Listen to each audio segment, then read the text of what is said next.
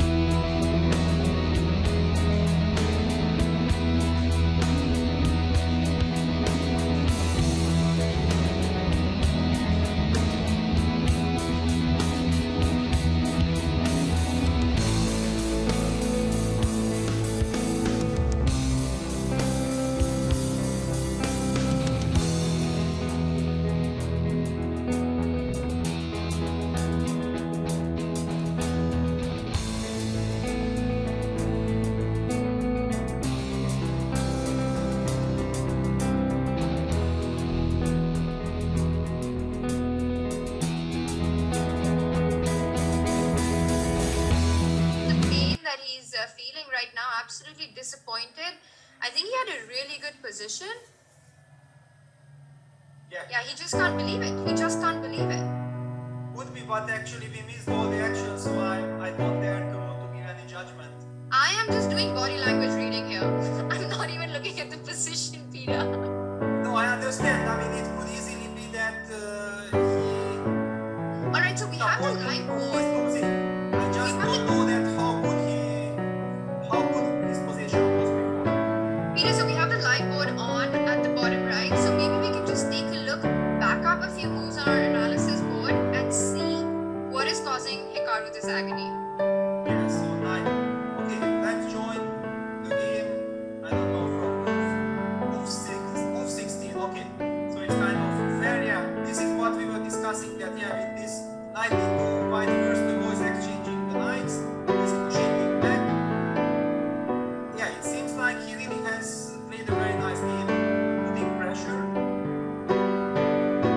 I mean, he's definitely succeeded of getting advantage. Quang Liem is trying to fight as much as he can, and actually he's doing it nicely. And for some reason, he can't let this action sacrifice happen. Yeah, this is. I wouldn't say that this is such a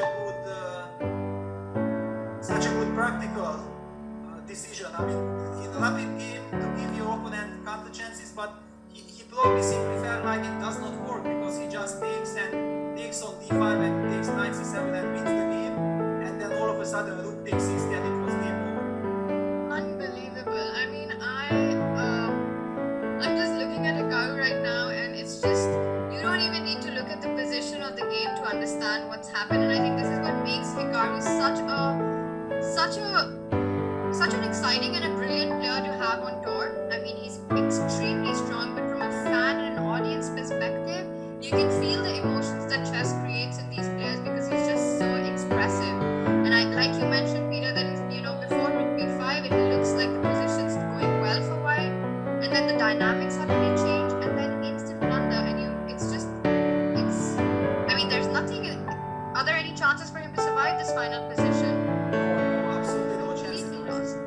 Basically, the pawns are just winning, and blacks usually in such position, the only chance is if you can generate counterplay against the opponent's king. But black's king on g8 is totally safe. In fact, white's king on f2 is much more vulnerable.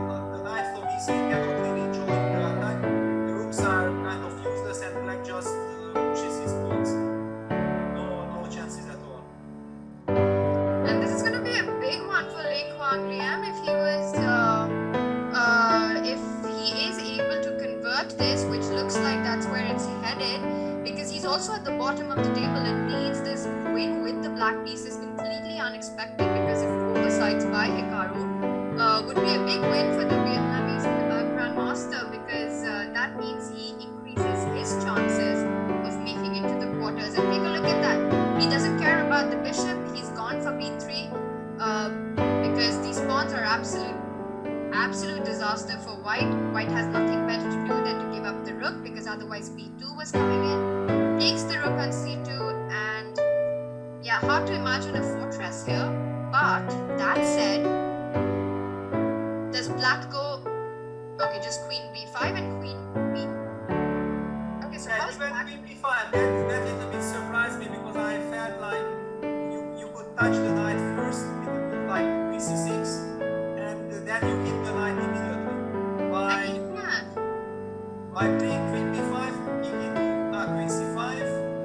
Okay, black is completely winning. I mean, black can also just play queen g1 and he does it with queen d5, yeah. I was expecting him to go queen c6 instead of queen c5. You hit the knight as well as threaten queen g2 check, but none of that matters because that's happened anyway.